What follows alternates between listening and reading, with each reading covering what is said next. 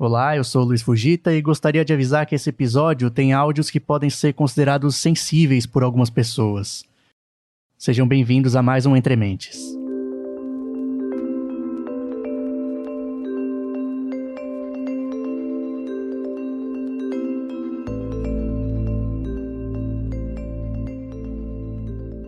Existem profissões que a maioria das pessoas não tem ideia do que faz, né?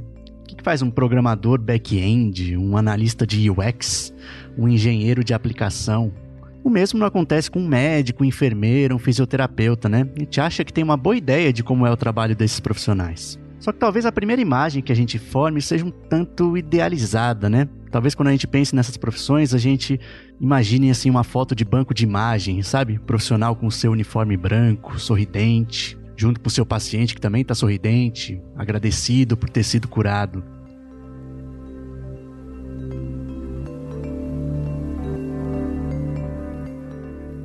Poucas vezes a gente visualiza um médico, um enfermeiro ou outro profissional de saúde no momento em que eles têm sob seus cuidados não pessoas sorridentes, mas pacientes em estado crítico.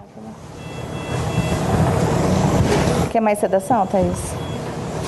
Faz mais fenta, Cora. Mais 3 fenta. Ela tá em apneia já. Ela vai parar, gente. Tá difícil mesmo. Acho que não, Thaís. Cadê a seringa, gente? Não tá. Dá outro tubo. Corre. Outro tubo. 8,5. 8. Tubo 8,5. Corre. Não precisa nem testar. Dá rapidinho o tubo. Corre. Tá na mão. Seringa. Nesse episódio especial do Entre Mentes, a gente vai ver como o cenário da Covid-19 está afetando a saúde mental de profissionais de saúde que estão na linha de frente, lidando com condições ainda mais adversas que as enfrentadas antes da pandemia. Na minha residência específica de medicina intensiva, Dr. Daniel Joelsons, médico intensivista do Hospital das Clínicas da FMUSP e do Hospital 9 de Julho. A gente já tem um preparo um pouco melhor nessa parte que a gente chama de medicina paliativa, né, que engloba toda essa parte de conversação, de comunicação com o paciente e com o familiar deles. Mas a gente não tem nenhum preparo de como você vai lidar com isso, né? Isso eu aprendi com a experiência. Eu confesso que eu acho que deveria ser mais reforçado esse tipo de diálogo. Essa é a doutora Vivian Avelino Silva, médica infectologista, professora da Faculdade de Medicina do Einstein e da Faculdade de Medicina da USP. Para que a gente pudesse trabalhar mais, especialmente no aspecto de como lidar com conflitos e como lidar com situações de perda e situações de luto na nossa profissão, são coisas sempre muito comuns. A gente já está automaticamente preparado para o paciente grave, mas não para uma situação tão ruim como a gente está vivendo. Então, essa é a Yasmin Pinheiro, que é enfermeira da UTI do Hospital das Clínicas da FMUSP. Todos os nossos pacientes praticamente são pacientes que evoluem para uma gravidade que a gente pode desconhecer. Então, a gente está se abalando nesse sentido por não ter noção do que vai acontecer. Acho que é isso que está difícil.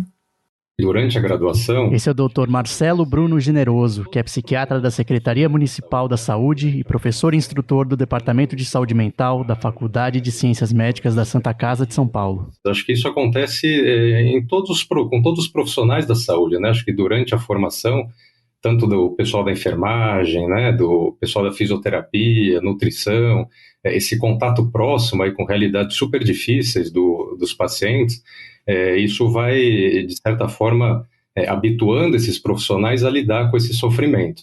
Mas isso não quer dizer que se torna fácil, né? Isso, entrar em contato com essas situações é uma situação muito difícil, né? E a pessoa vai desenvolvendo aí mecanismos, né, formas de lidar com isso, que tentam ser mais saudáveis, né, ou pelo menos minimizar esse sofrimento do próprio profissional. Isso durante a graduação é trabalhado, né, dentro das rotinas com os professores da faculdade, isso é um tema abordado, mas é lógico que eu acho que precisa de mais informação sobre isso, um enfoque maior sobre isso desde a formação na graduação. Como se lidar com a perda de um paciente não fosse árduo o suficiente, 2020 pegou esse fardo e colocou mais peso. Ninguém estava preparado para o quanto um vírus pode pesar. O Ministério da Saúde confirmou nesta quarta-feira, 26 de fevereiro, o primeiro caso de coronavírus no Brasil. Hoje faz um mês que o Brasil registrou o primeiro caso. E são quase 3 mil agora, segundo o Ministério da Saúde. 482 de ontem para hoje. Os mortos... 85 pessoas ainda esperam por um leito de UTI no Rio Grande do Norte. Que o mundo atingiu o interior ultrapassou pela primeira vez a capital em números absolutos. São quase 500 mil casos da doença. Olha, segundo o Ministério da Saúde, o país já tem 105.222 casos confirmados de coronavírus. A capital amazonense passou por colapso na área da saúde e desde o começo de junho. O Brasil ultrapassou 103%. De acordo com as secretarias estaduais de saúde, o país ultrapassou a triste marca de 1 milhão de infectados pelo coronavírus. Ignorando comparações irresponsáveis com a gripe, é útil usar essa doença tão conhecida da humanidade para a gente entender por que a Covid-19 é muito pior. As duas doenças são parecidas no que se refere aos sintomas mais frequentes. Qualquer pessoa que já teve gripe reconhece aquele quadro geral, né? Febre, tosse seca, aquela fadiga que derruba e deixa de cama. Às vezes aparece também dor de garganta, dor de cabeça e uma quebradeira, né? Que é o nome que a gente dá para aquelas dores pelo corpo todo, né? Que parece que atinge todas as juntas. Mas a partir daí acabou a semelhança. A Covid-19 tem outros sintomas menos frequentes que começam a diferenciar bastante da gripe. Existem registros de pessoas que apresentaram diarreia, erupções na pele, descoloração dos dedos e perda do paladar e do olfato. Mas o impacto principal do coronavírus acontece no trato respiratório. O vírus, quando ele entra nas vias respiratórias... Dr. Carlos Jardim, médico pneumologista do Hospital das Clínicas da FMUSP. Ele causa uma agressão muito grande àquela camada que reveste os pulmões por dentro e causa uma série de fenômenos que vão fazer com que o pulmão fique muito inflamado, como se ele tivesse esfolado. Nesse trilho aí aparecem sinais de inflamação, né? Então líquido que ocupa o lugar do ar, o pulmão que pode fechar em algumas áreas e os fenômenos vasculares também, que a gente vê em muitos pacientes, uma interrupção do fluxo de sangue para alguns vasos pulmonares. Então essa conjunção de inflamação com trombose, isso tem um impacto muito grande na função respiratória. Isso. Calma. Ainda assim, muitos pacientes não demonstram estar sofrendo esse impacto. Então o número que o oxímetro mostra de normal de oxigenação deveria ser maior do que 96%, 95% na maioria das pessoas. Geralmente, o que a gente tem de informação é que quando a saturação vai chegando perto do 90%, a pessoa tem que lançar mão de vários recursos para poder melhorar a sua saturação. Então, ela tem que usar uma musculatura que normalmente ela não usa, ela tem que respirar mais rápido, e tudo isso sinaliza para o cérebro que alguma coisa não está certa. E aí, no lugar do cérebro em que a gente tem a construção da sensação de falta de ar, isso vai aparecer. Em algumas situações, em pacientes com Covid, isso parece não acontecer ou não acontece de uma forma muito clara. Então, a pessoa tem uma queda na saturação, mas pode não perceber com tanta intensidade. O problema de não manifestar essa deficiência na saturação de oxigênio da forma esperada é que muitos pacientes chegam tarde ao hospital, o que aumenta o risco de apresentar complicações. Em casos graves, a doença evolui rapidamente e o paciente precisa ser entubado. Calma. A gente vai colocar você no respirador até você Essa melhorar, paciente tá estava bom? consciente e conversando com a médica. Mas a saturação de oxigênio dela, que idealmente deveria ser no mínimo acima de 95%, já estava em 35%. Nesse ponto, ela precisou ser entubada. Tá bom? Calma, respira fundo. Respira.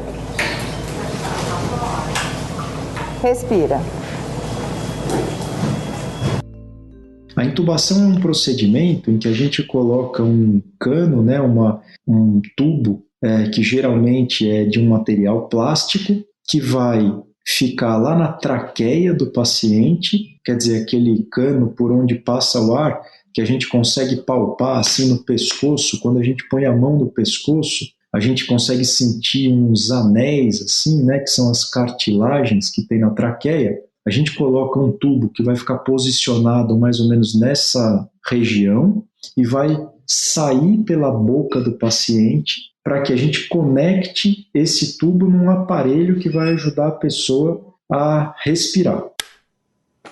É importante a gente esclarecer que esse aparelho ele não é um pulmão artificial. Ele é um aparelho que vai ajudar o pulmão da pessoa a funcionar melhor. Um pela oferta de oxigênio e outra maneira é ajudando mecanicamente o pulmão a inflar e esvaziar. A gente tem uma ideia de que se foi preciso entubar é porque o estado do paciente é grave. Mas talvez a gente não tenha a dimensão do que significa cuidar de um paciente nessas condições. Quer ir aonde? Não vou deixar você morrer, não. Tá louca? Não tá na hora ainda, não. Não vai morrer agora, não. Você piorou da falta de ar agora? Tá. Pronto. O respirador, cadê a Jade? Já tá aqui, já. Tati.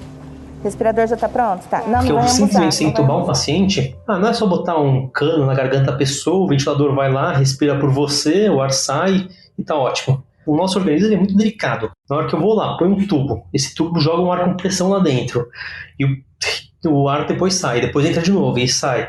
Num jeito forçado, gera atrito e causa lesão, né? Então, o simples fato de você estar entubado, você já está correndo risco de machucar seu pulmão, de machucar sua garganta, de causar estenose de traqueia, são já um monte de complicações.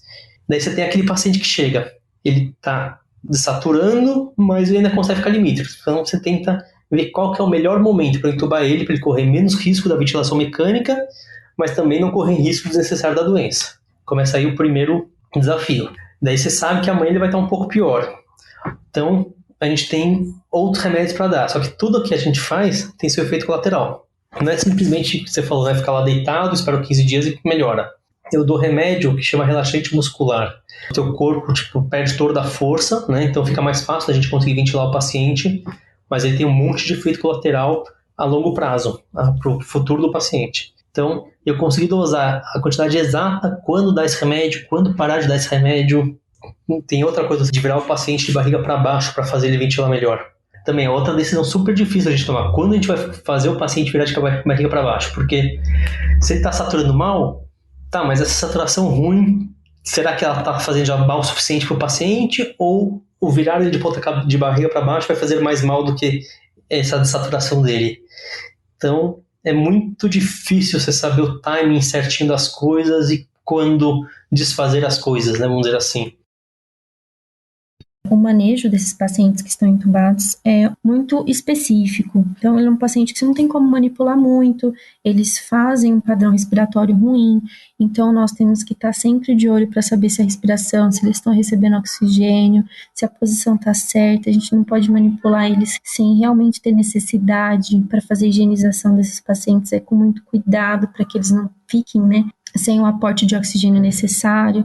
Então, para nós, assim, é muito cuidado, a gente tem que ter muito cuidado. A pessoa intubada, principalmente quando ela está muito grave, para que aquilo funcione bem, ela precisa receber uma série de cuidados. Então tem muitos remédios que são utilizados para a pessoa dormir, para a pessoa não contrair a musculatura, a pessoa precisa receber alimentação, precisa ter várias funções monitoradas. Então, não é uma coisa simples. A ventilação mecânica ela implica uma série de outras medidas que fazem com que o cuidado daquela pessoa seja bem complexo. Então, a gente precisa de pelo menos uns 4 profissionais para cuidar de uma pessoa entubada.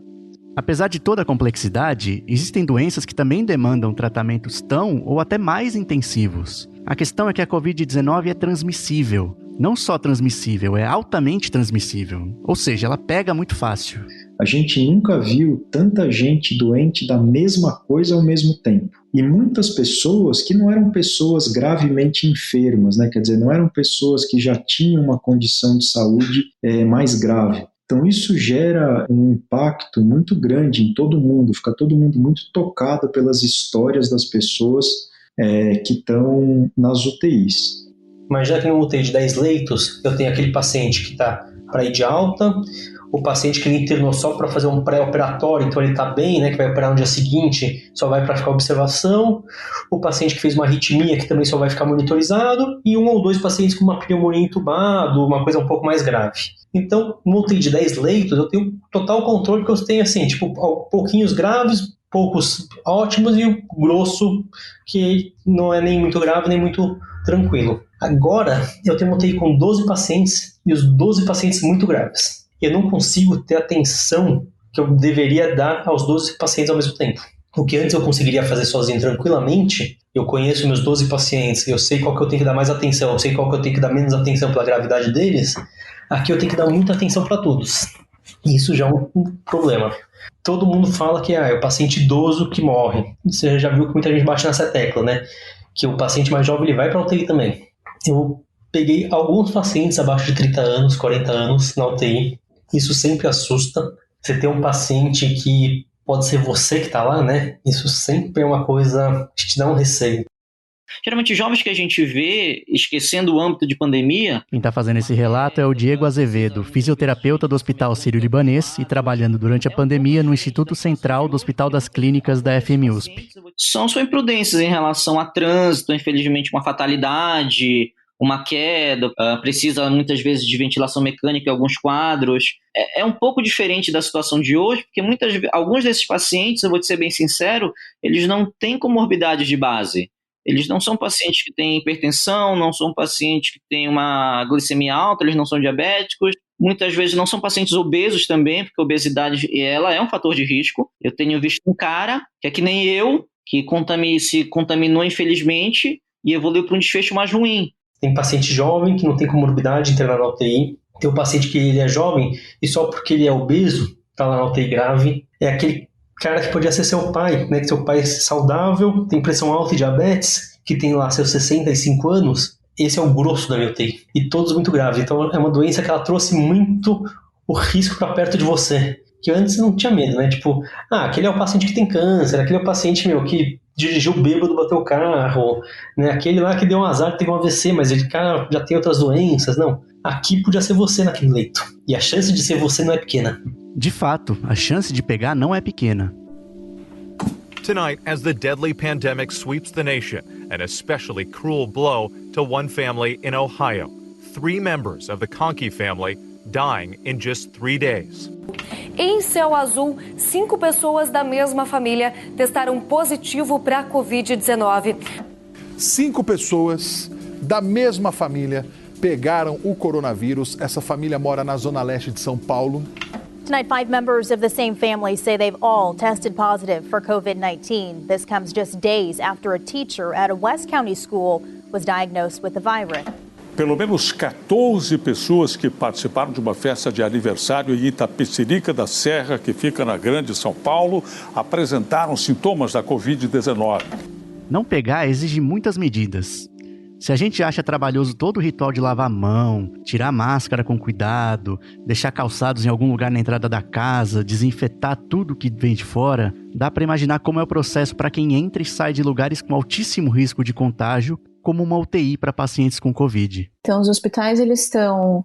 vários dos hospitais já têm, perto da entrada, um direcionamento para os profissionais trocarem toda a roupa, para poder trabalhar com uma roupa privativa do hospital e evitar levar para fora do hospital contaminação eventual nas roupas, né? Então se criou esse hábito nos hospitais hoje de todo mundo que entra no hospital se troca e quando sai se troca de novo. Então essa foi a primeira mudança de hábito. E a segunda, que foi a mais incômoda de todo mundo, é usar a máscara em 95, 24 horas por dia. As pessoas agora estão começando a usar máscara, acho que elas estão começando a perceber o quão ruim é usar uma máscara. Que eu duvido que uma pessoa que usa uma máscara ela fica o tempo inteiro com ela no nariz, ela não põe no queixo, não põe na testa, não tira para coçar o nariz. Na hora que você está num ambiente onde você está num lugar que tudo é 100% contaminado, eu não posso me dar o luxo de pegar e tirar a máscara para dar uma coçada no nariz. Para fazer isso, eu tenho que pegar, passar álcool gel na mão, sair da UTI, coçar o nariz e voltar. Veja, às vezes a gente fica, só de ficar com o cabelo preso o dia inteiro da cabeça, não é? Então imagina você ficar, 8, 12 horas contínuas com uma máscara que oclui completamente a face e que aperta a cabeça porque tem elástico, mais o óculos. Às vezes as pessoas ainda estão usando face shield e avental descartável por cima e luva e tem que trocar a luva. Então, acho que tem um impacto até no conforto físico, né, para trabalhar, para vários lugares em que pode ter calor excessivo, não tem ar-condicionado, chega a ser insalubre. É super quente, abafa de uma forma para respirar. Então, se a gente está fazendo alguma coisa um pouco mais rápido, a gente tem que parar para respirar, porque realmente cansa, tira o fôlego e a gente está tudo ali, suando dentro daquela roupa. E até acostumar a respirar com aquela máscara aqui realmente horrível. E ficar o plantão inteiro com ela. A gente não tira para absolutamente nada, só para comer mesmo. Não, eu usava assim por 5 minutos, sabe? Eu entrava dentro do leito, botava a máscara para entrar, falava com o paciente, examinava ele, fazia o procedimento, saía do leito, tirava a máscara. Então, nunca a gente fez escara no nariz, né, de usar essas máscaras. Agora eu tenho que ficar botando todo dia de manhã, eu passo hidratante no rosto e colo uma plaquinha de hidrocolóide no meu nariz para não machucar. Toda essa paramentação é desgastante, mas vai lá. A gente entende que é fundamental para a proteção dos profissionais. O problema é que mesmo paramentado, não dá para ficar tranquilo. O equipamento não te transforma numa caixa inviolável à prova de vírus. Tratando pacientes durante 8, 10, 12 horas por dia, é difícil não rondar a ideia de que um descuido pode deixar uma brecha para o vírus entrar. A gente pensa todos os dias, né? Será que a gente vai se contaminar? Será que a gente vai passar para alguém? Será que amanhã a gente vai estar bem? Então isso assim, pesou muito no psicológico de toda a equipe. Ter certeza que você está usando tudo certo, está tirando tudo certo, que você está chegando na sua casa, que você não vai contaminar ninguém, que você está bem consigo mesmo, porque a gente foi com medo também de no dia seguinte acordar e não tá legal e de repente fazer parte de uma estatística. Se você quer se preservar e não pegar, você não pode levar a mão ao rosto. Então é o tempo inteiro cuidando para não coçar o cabelo, não coçar a orelha, não coçar o nariz, não coçar o olho. Isso gera uma tensão, né? Porque o tempo inteiro você tem que estar atento. Porque se ficou desatento, você nem percebe, né? Já tá lá coçando o nariz.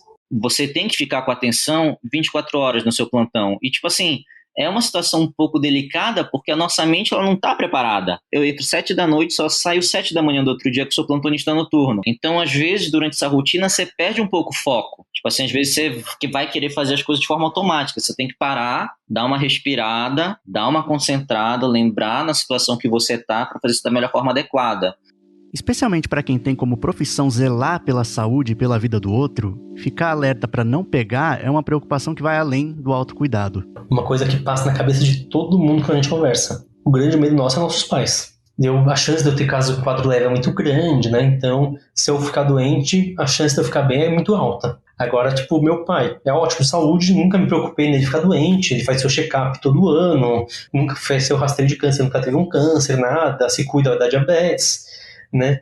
Não fuma, faz seu exercício. Agora, se ele pegar, a chance de ficar grave e parar não ter é muito grande.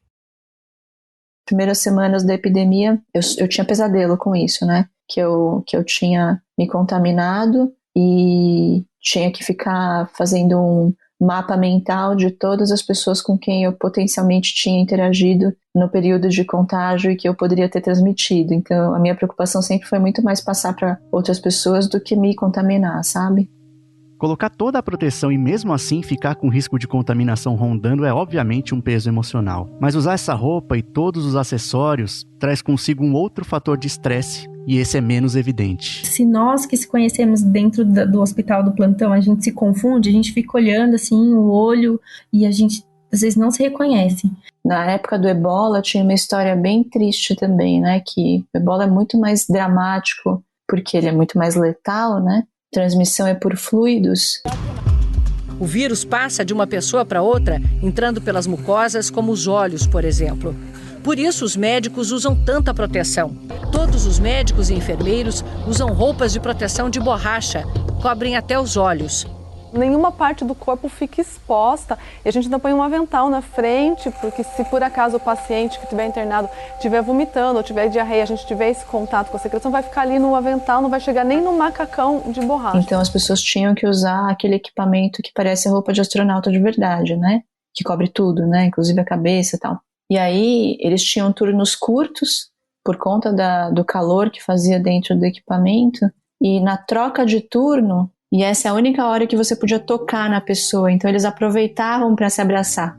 Era a única hora que eles podiam abraçar qualquer pessoa, né? Então a gente lá na enfermaria, como não é o equipamento que cobre completamente, nem paramentado a gente pode se abraçar, sabe? Então tá difícil, tá bem difícil.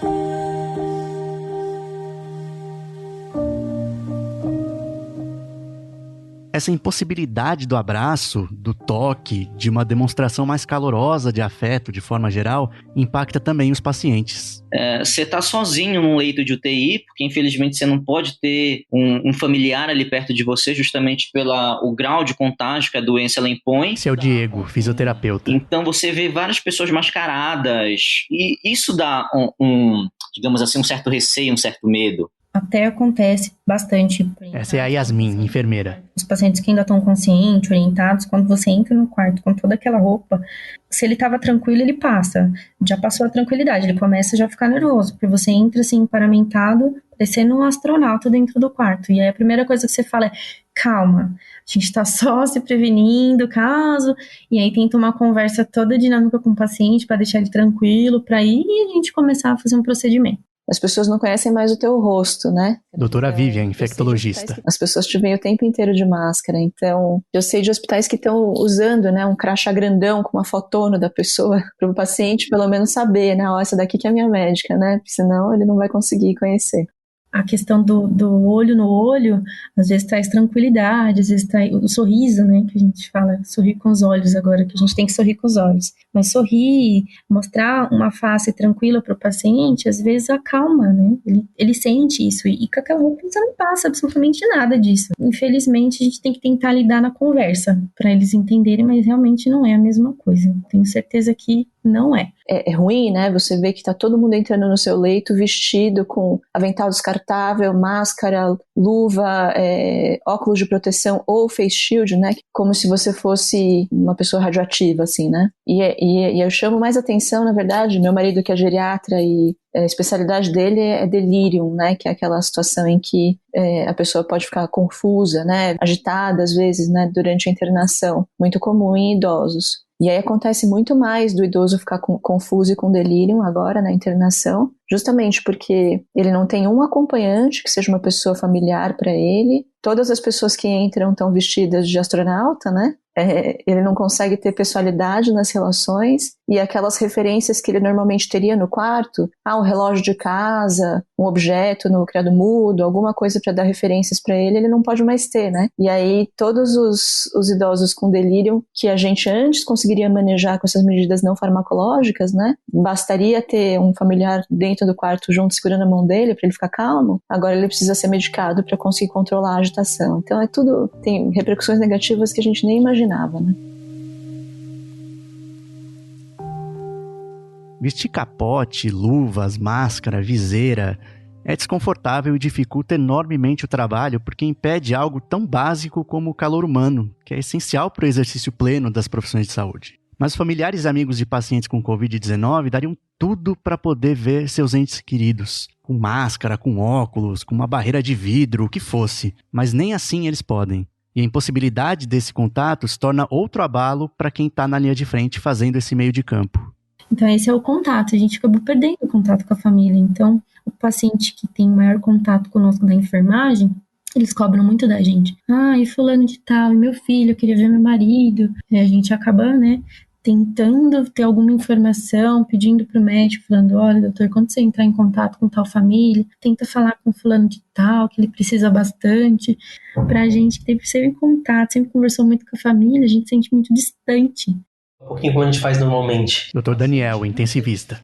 Antes, você cria um vínculo com a família, né? O paciente, é difícil ele morrer, ele não morre de um dia pra noite, né? Então ele interna, ele vai piorando. Então, você vai preparando a família para o que vai acontecendo, né? Você vai criando um vínculo, criando uma confiança, uma empatia com a família. Então, na hora que você vai dar a notícia, muitas vezes você não precisa nem falar para a família, que a família já sabe o que você vai falar.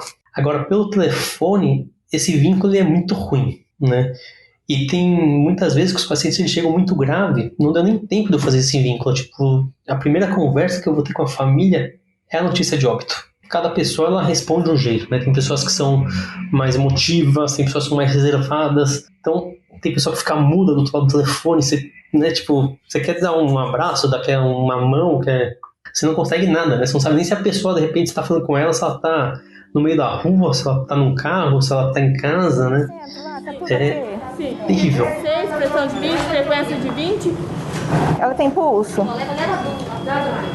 Abre a adrenalina aí, fazendo favor. Adrenalina. Tá ventilando? Tá entrando? Você escutou o pulmão dela?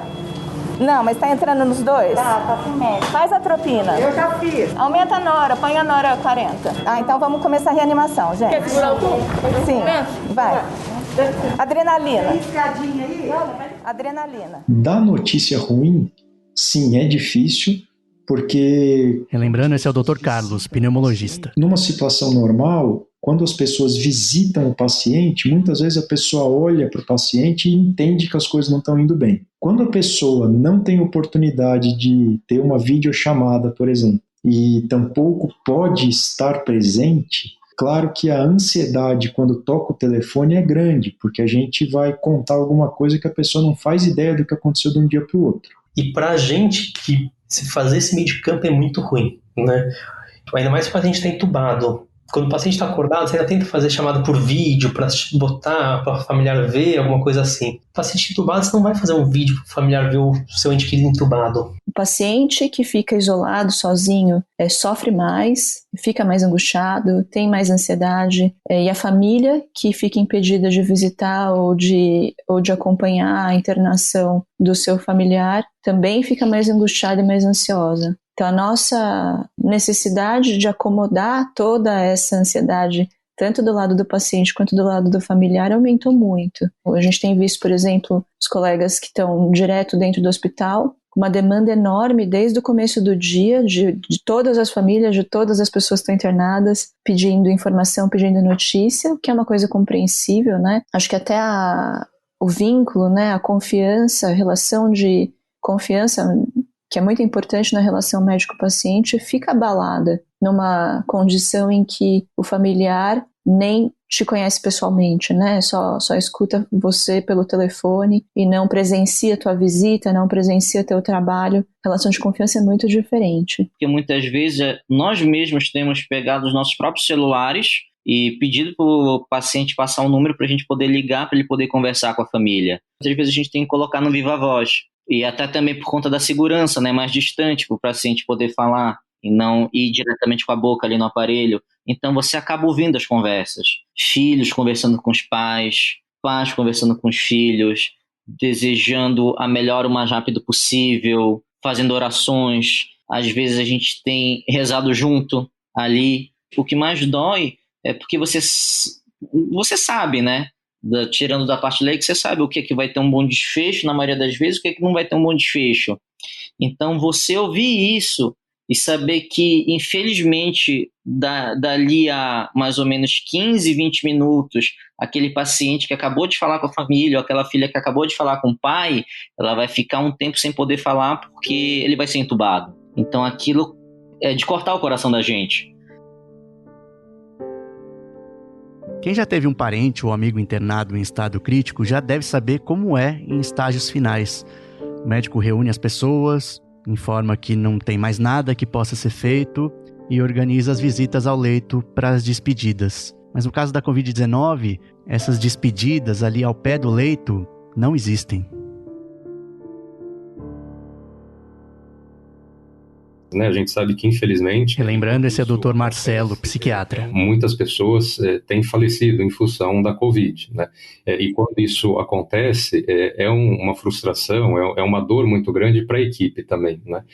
E além de lidar com esse sofrimento interno de cada profissional da saúde que estava envolvido nesse cuidado, tem a questão de comunicar a família, né? De explicar, né, o que aconteceu. Uma coisa que me marcou muito na minha carreira foi uma vez que eu estava conversando com uma conhecida, assim, que ela falou para mim que os pais dela tinham falecido, e ela falou uma frase para mim que me marcou muito. Foi assim: você não lembra de todas as notícias de óbito que você já deu. Você deve lembrar de uma ou outra, mas todas as pessoas que você deu uma notícia de óbito, com certeza elas lembram as palavras que você usou, o local que você deu essa notícia e como você estava vestido. E isso foi uma coisa que me marcou muito, né? Então, a partir desse dia eu comecei a tomar, assim, muito cuidado em tudo, né? Preparar todo o cenário para dar uma notícia ruim. Então, eu levo uma salinha, já deixo o copo d'água preparado.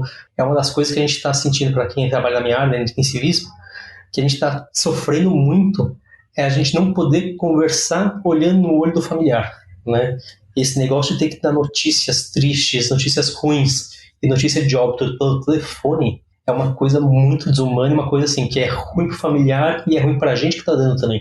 E aí essa semana a gente teve um paciente muito querido, cheio de fotos fofas com a família, sabe, na parede, cheio de desenhos dos netos falando vovô volta logo, que a gente teve reuniões para definir que ele realmente, a gente ia ter que limitar os investimentos, porque a gravidade que ele ficou deixou bem claro pra gente que ele não ia mais conseguir se recuperar, né? Difícil ter que dar a notícia pra família por telefone, a notícia por telefone que o familiar piorou e que ainda assim a família continua não autorizada a vir fazer visita. É uma coisa muito dura de fazer, quase desumana, sabe? E por que então não se concentrar nas pessoas que se recuperam? Podia ser uma válvula de escape, né? Fazer igual ao Ministério da Saúde, ressaltar os casos recuperados. Aí, checa pulso. Tem pulso? Tem? Tem. Tem sim. A boca já desarroxou. Um ótimo exemplo. Hoje na UTI eu tô com 12 pacientes, 3 que pioraram, mas 9 que melhoraram. Eu saí acabado porque 3 pioraram. Né? Foi um dia horrível, um dia ruim. Não importa que 9 foram bem, importa que 3 foram ruins. O que chega muito no sentido de demanda, né? Essas questões do desapontamento, da frustração em relação à impotência perante a gravidade da doença, né? No sentido de perder os pacientes, no sentido de fazer tudo por eles e não conseguir o resultado esperado, né, da recuperação, de uma alta. Isso, frustração não relacionada à própria performance, né, mas a impotência perante a gravidade da doença. Eu acho que isso é um dos temas principais, assim, que tem acontecido em vários lugares do mundo, né, isso e tem se repetido aqui também. O pior hoje, para mim, está sendo a sensação de enxugar gelo, que eu tenho 12 pacientes, eu já não consigo individualizar direito as histórias deles, que é tudo a mesma história. 5 dias de gripe, de febre, com a pior respiratória, foi entubado, é muito parecido. Um morre, não deu nem tempo de esfriar o leito, porque já tem outro paciente para vir. Então, na UTI, isso tá pesando muito pra gente. Tipo, sai um, entra outro. O que a gente tem percebido mais durante a pandemia é o desenvolvimento de transtornos depressivos, transtornos de ansiedade, transtornos relacionados a trauma e a estressores, né? Essas 3 condições parecem serem mais prevalentes aí durante esse período que a gente está vivendo. Quando a gente não tem esse cuidado com a saúde mental, o que acontece é o desenvolvimento, né, de algum transtorno mental em plena atividade. A gente não consegue atuar para ajudar esse profissional da saúde ou prover o tratamento adequado, o transtorno mental vai seguir o curso dele, né? E a gente sabe que os episódios depressivos evoluem, às vezes com uma gravidade, né? Os transtornos ansiosos também, às vezes impedindo o indivíduo de exercer a função de trabalho, né? A gente falou aqui de muitas dificuldades que se impõem aos profissionais de saúde nesse momento.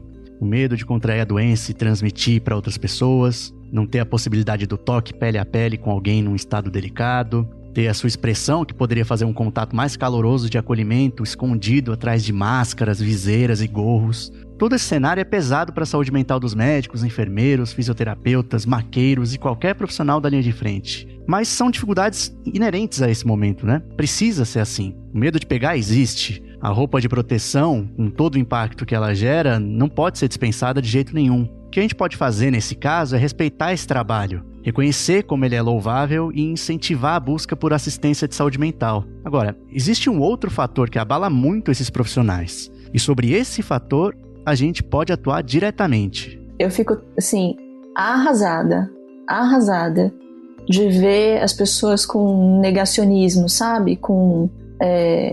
Sem acreditar que a coisa é tão grave, sem acreditar na responsabilidade delas como potencial vetor disseminador do vírus na comunidade, né? A gente não pode pensar como indivíduo nesse momento, né? O indivíduo que é jovem, que não tem comorbidade, é fato que ele tem um risco muito menor de adoecer com gravidade. Mas quando a gente tem um grau geral de circulação desse vírus alto na comunidade, pequenas exposições podem levar à contaminação das pessoas que têm muito risco. E acho que é isso que não entra na cabeça, né, de quem mantém esse negacionismo, que tá indo pro parque fazer ginástica só para tomar um solzinho. Eu não tô dizendo que isso não tem valor, né? Todo mundo queria poder curtir o sol no parque agora, né? Mas são todas as saídas, todas as exposições que as pessoas têm estão associadas a um risco que não é exclusivamente para ela, que é para a sociedade, né? E aí, quando eu vejo isso, me desanima, porque o sacrifício que os profissionais estão precisando fazer e o sofrimento que os pacientes e as famílias estão passando não é trivial. E eu acho impressionante como ainda tem gente que consegue ignorar, sabe? Nossa, é desesperador. Você passa aqui, eu passo aqui na Pedroso, pessoa correndo, pessoas de idade andando na rua, dá vontade de berrar e vai pra casa, né? Seus doidos. Nossa, isso é terrível. Não, a gente exausta, né? Você trabalhando, mais do que eu queria, não tô trabalhando porque eu quero tudo isso, não é por dinheiro, não é por nada, e as pessoas não estão nem aí, tá? Eu não quero fazer isso, né? Vai pra casa, amigo. É todo santo dia quando eu vou pro plantão. Eu passo na Avenida Paulista e vejo pessoas correndo na parte da ciclovia, pessoas andando de bicicleta. Por mais que elas estejam usando máscara e tudo mais, isso é um desserviço à sociedade. Nós queremos que essa pandemia ela acabe o mais rápido possível, que todos nós retornemos à nossa normalidade, mas enquanto a população brasileira ela não se conscientizar que todo mundo pode ser uma via transmissora, eu acredito que infelizmente esse ciclo de infecção, reinfecção, ele está se propagando cada vez mais. A gente não conseguir ter controle dessas pessoas deixa a gente assim totalmente atordoada. Eu já cheguei às vezes na minha casa assim completamente desolada de saber que, por exemplo, minha família se isola, deixa de fazer certas coisas e outras pessoas estão absolutamente nem aí para o que está acontecendo. Então parece que você faz um serviço e a outra vai e desfaz. A sensação é essa. Deixar de lado a saúde mental é um problema generalizado, seja por estigma, seja por falta de acesso ou qualquer outro motivo. E quando a gente fala em profissionais de saúde, o problema se agrava, porque, ironicamente, eles não estão entre os melhores em cuidar de si mesmos. A gente sabe que em situações de alto risco, né, ou situações extremas como a gente está vivendo, às vezes a saúde mental não é colocada em primeiro plano, né? Às vezes os recursos são alocados aí no sentido dos cuidados intensivos, o que precisa ser feito, né? Isso não é errado, né? A gente tem que priorizar. Agora também se a gente não cuida dessa parte da saúde mental, a gente vai perdendo esses funcionários, esses profissionais da saúde, perdendo no sentido tanto afetivo, né, das pessoas chegarem em um esgotamento, desenvolverem quadros depressivos, ansiosos, precisar de afastamento e, portanto, se afastar da assistência. Então, é uma coisa que se a gente não investe na saúde mental desses profissionais, a gente pode ter as consequências disso na assistência também. O que a gente está conseguindo perceber é que a gente não está tão preparado para olhar para nós, né? A gente olha o outro e quando a gente para analisar o que a gente está vivendo, a gente fica um pouco perdido. Os profissionais eles estão preparados para lidar com o paciente grave, mas para olhar para dentro da gente, a gente ainda está um pouco perdido. Já aconteceu situações, né? Por exemplo, dentro da UTI, essa vez, não na enfermaria, né? De o paciente se movimentar no leito e acabar desconectando o tubo do ventilador. E aí, nessa hora, a equipe estava sem a paramentação necessária para entrar e lidar diretamente com ele. Então, alguém precisava se paramentar rapidamente, entrar e conectar de volta. Era uma coisa relativamente tranquila, que acontece toda hora, né? Mas acho que por conta desse pavor que os profissionais também muitas vezes ficam, a enfermeira teve um pane, assim. Ela começou a gritar, desconectou, e ela não conseguia tomar uma ação, sabe? Ela não conseguia calçar a luva e colocar a máscara e o óculos de proteção e conectar de volta, né? Eu nunca tive problema com isso, eu sempre fui uma pessoa que eu me considerei meio centrada, nunca fui ansioso, nunca tive problema para dormir, né? Por mais que tenha sido ruim meu dia, eu sempre consegui me desligar em casa um pouco disso. Eu passei no HC, na crise do surto de febre amarela que teve há 2 anos atrás. foi horroroso também, né, mortalidade altíssima. Eu fiquei bem centrado, não tive problema, e agora eu sinto que eu tenho sintomas de ansiedade um pouco, né? Então eu sinto que eu tô em casa, eu tô ansioso, tô um pouco mais taquicárdico, eu consigo pelo computador checar os exames dos meus pacientes da minha UTI, então eu fico checando, né? Eu fico querendo saber o que aconteceu com eles, eu tô dormindo mal, tô dormindo pouco, eu acordo agora no meio da noite, não sei porquê, mas eu tô acordando no meio da noite sempre, coisa que não acontecia comigo, então tô sentindo que a parte psicológica tá, né, não tá 100%.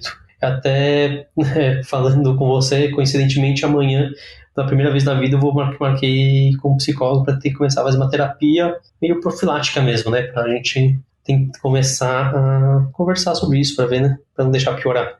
Eu acho que a gente precisa ter humildade também de reconhecer que os nossos limites e a nossa necessidade de ajuda, muitas vezes. Eu tenho orgulho de falar que eu faço terapia e que isso tem me ajudado. A gente é prepotente, sabe? Profissional de saúde. Os profissionais que atuam com saúde mental têm know-how, eles têm muito mais visão e habilidade para conseguir ajudar a gente do que a gente julga, muitas vezes. Então é importante que as pessoas procurem. Talvez nessa pandemia vocês tenham ouvido falar na taxa de contágio, que é o número médio de pessoas que uma pessoa é capaz de infectar. O Imperial College de Londres estima que no Brasil esse número esteja perto de 3. Ou seja, uma pessoa infectada contamina outras 3. O risco aumenta quando não se usa máscara ou quando se participa de aglomerações.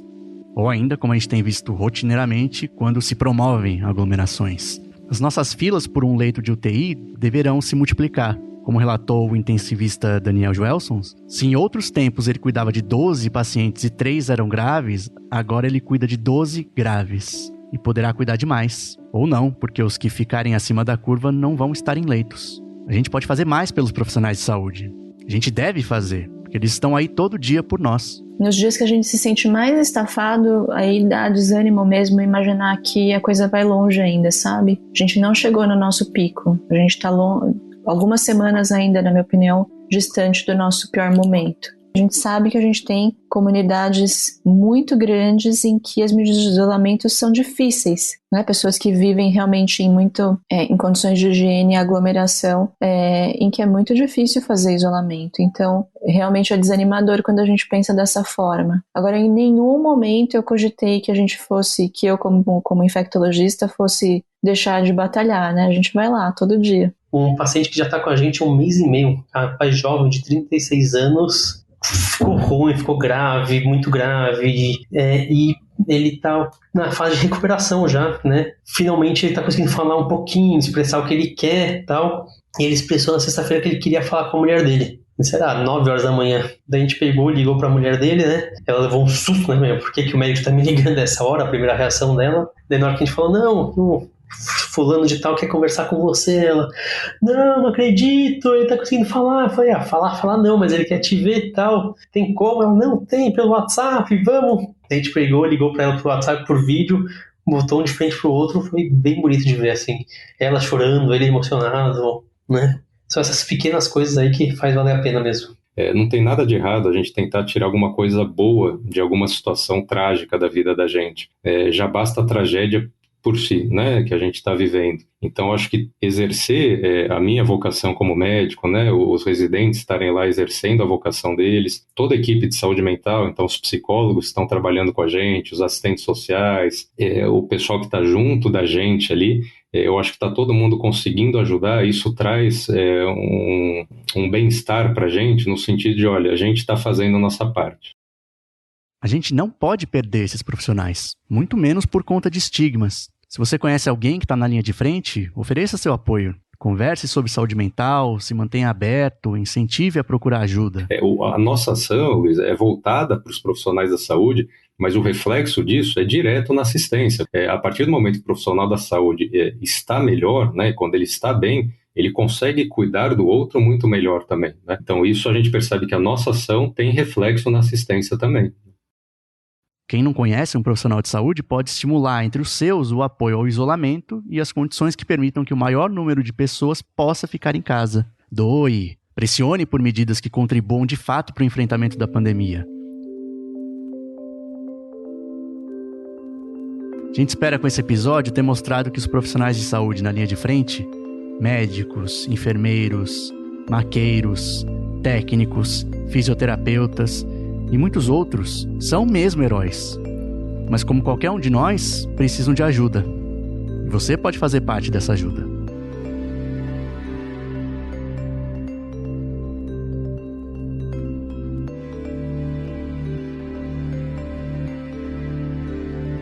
Esse episódio usou áudios do Ministério da Saúde, TV Globo, Record News, ABC News, TV Tarobá, TV Record, CBS News e SBT. A assistência de produção é da Júlia Alves, a edição de trilha e mixagem são do Felipe Caldo e a edição, como sempre, é da Estalo Podcasts. Obrigado e até o próximo.